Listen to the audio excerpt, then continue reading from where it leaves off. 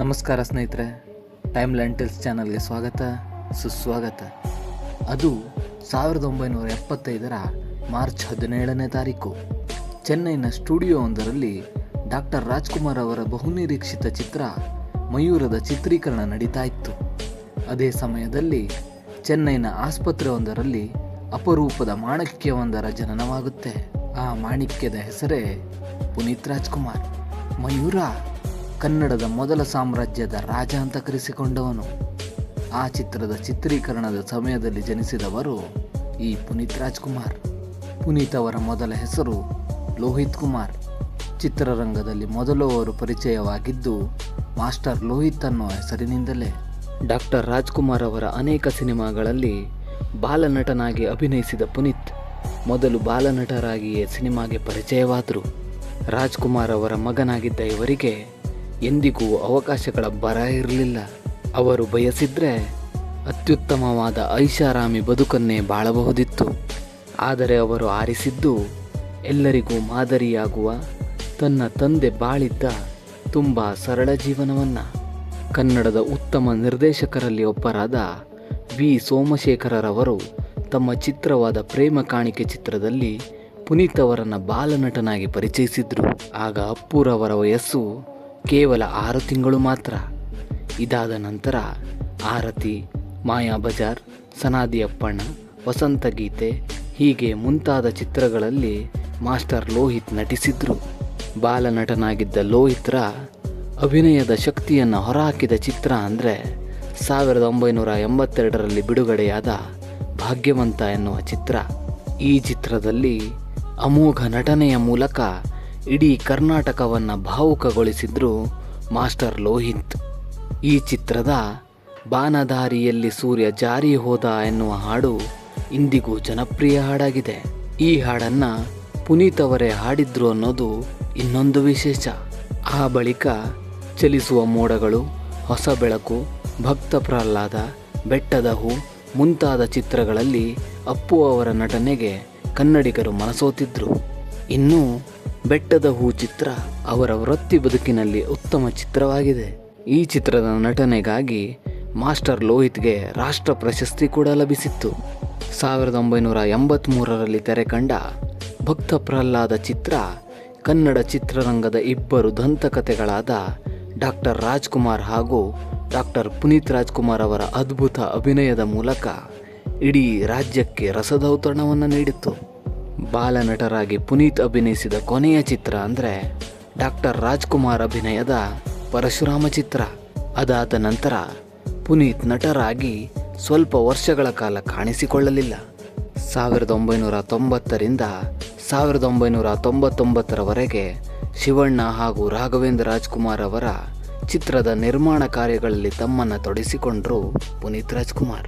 1999ರಲ್ಲಿ ಅಶ್ವಿನಿ ಎನ್ನುವ ಯುವತಿಯನ್ನು ಪ್ರೀತಿಸಿ ಮದುವೆ ಸಹ ಆಗ್ತಾರೆ. ನಂತರ 2002ರಲ್ಲಿ ಪೂರಿ ಜಗನ್ನಾಥರ ನಿರ್ದೇಶನದಲ್ಲಿ ಪೂರ್ಣ ಪ್ರಮಾಣದ ಹೀರೋ ಆಗಿ ಕನ್ನಡ ಚಿತ್ರರಂಗಕ್ಕೆ ಎಂಟ್ರಿ ಕೊಡ್ತಾರೆ ಪುನೀತ್. ಆ ಚಿತ್ರ ಅದ್ಭುತ ಯಶಸ್ಸನ್ನು ಸಹ ಪಡೆದುಕೊಳ್ತು. ಇದಾದ ನಂತರ ಅಭಿ, ಆಕಾಶ್, ಮಿಲನ, ಮೌರ್ಯ, ನಮ್ಮ ಬಸವ ಮುಂತಾದ ಚಿತ್ರಗಳಲ್ಲಿ ಪುನೀತ್ ಅಭಿನಯಿಸಿದ್ರು. ಮುಂದೆ ಅನೇಕಾರು ಹಿಟ್ ಚಿತ್ರಗಳನ್ನು ಕನ್ನಡ ಜನರಿಗೆ ನೀಡಿದ ಪುನೀತ್ ತಮ್ಮ ತಂದೆ ಹಾಗೂ ಅಣ್ಣನಂತೆಯೇ ಯಶಸ್ವಿ ನಟರಲ್ಲಿ ಒಬ್ಬರಾಗಿದ್ದರು. ನಟನೆ, ನೃತ್ಯ, ಹಾಡು ಅಷ್ಟೇ ಅಲ್ಲದೆ ಉತ್ತಮ ನಡತೆಯನ್ನು, ಮಗುವಿನ ಮನಸ್ಸನ್ನು ಹೊಂದಿದ ಪುನೀತ್ ಅಭಿಮಾನಿಗಳಿಗೆ ದೇವರಂತೆ ಭಾಸವಾಗಿದ್ದರು.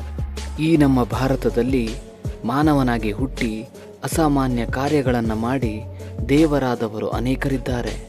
ಅಂಥವರ ಸಾಲಿನಲ್ಲಿ ಈ ಪುನೀತ್ ರಾಜ್ಕುಮಾರ್ ಅವರು ಒಬ್ಬರು.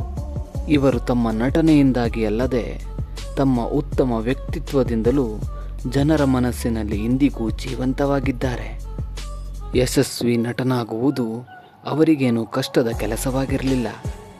ಆದರೆ ಹುಟ್ಟಿನಿಂದಲೇ ಹಣ, ಅಧಿಕಾರ, ಶಕ್ತಿ ಎಲ್ಲವೂ ಇದ್ದರೂ ಸರಳತೆ, ವಿನಮ್ರತೆಯನ್ನು ರೂಢಿಸಿಕೊಳ್ಳುವುದು ಅವರ ಆಯ್ಕೆಯಾಗಿತ್ತು. ತನ್ನ ನಾಡಿಗಾಗಿ, ತನ್ನ ಜನರಿಗಾಗಿ ಅವರು ತಮ್ಮ ಆದಾಯದ ಬಹುಪಾಲನ್ನು ಮೀಸಲಾಗಿ ಇರಿಸಿದ್ರು. ಇಷ್ಟೆಲ್ಲ ಪರೋಪಕಾರಿ ಕೆಲಸಗಳನ್ನು ಅವರು ಮಾಡಿದ್ರೂ ಸಹ ಅವೆಲ್ಲ ಬೆಳಕಿಗೆ ಬಂದದ್ದು ಅಪ್ಪುರವರು ದೈಹಿಕವಾಗಿ ನಮ್ಮೆಲ್ಲರನ್ನ ಅಗಲಿದ ನಂತರವೇ. ಅಪ್ಪುರವರು ಯಾವಾಗಲೂ ಒಂದು ಮಾತನ್ನು ಹೇಳ್ತಾ ಇದ್ರು, ಪ್ರಶಸ್ತಿಗಳ ಹಿಂದೆ ಓಡಬೇಡಿ, ಒಳ್ಳೆಯ ಕೆಲಸಗಳನ್ನು ಮಾಡಿ ಪ್ರಶಸ್ತಿ ನಿಮ್ಮನ್ನೇ ಹುಡುಕಿಕೊಂಡು ಬರುತ್ತದೆ ಎಂದು. ಅವರ ಮಾತಿನಂತೆಯೇ ಅವರಿಗೂ ಅತಿ ದೊಡ್ಡ ಪ್ರಶಸ್ತಿಯೇ ಲಭಿಸಿತ್ತು. ಕೆಲವರು ಮಾತ್ರ ಗಳಿಸಲು ಸಾಧ್ಯವಾಗುವ ಪುರಸ್ಕಾರ ಅದು. ಅದೇ ಜನರ ಮನಸ್ಸಿನಲ್ಲಿ ಎಂದಿಗೂ ಅಮರನಾಗುವ ಅವಕಾಶ, ಅಭಿಮಾನಿಗಳ ಪಾಲಿಗೆ ದೇವರಾಗುವ ಅವಕಾಶ.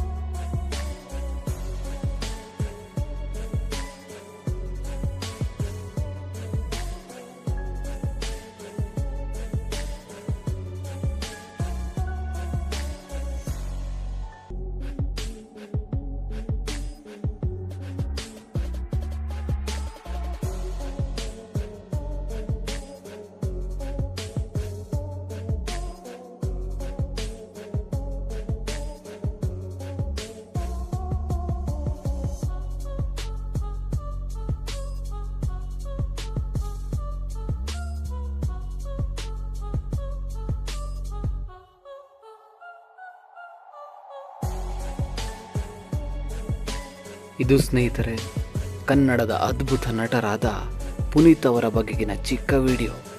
ಮುಂದಿನ ವಿಡಿಯೋದೊಂದಿಗೆ ಮತ್ತೆ ಭೇಟಿಯಾಗ್ತೀವಿ. ನಮಸ್ಕಾರ.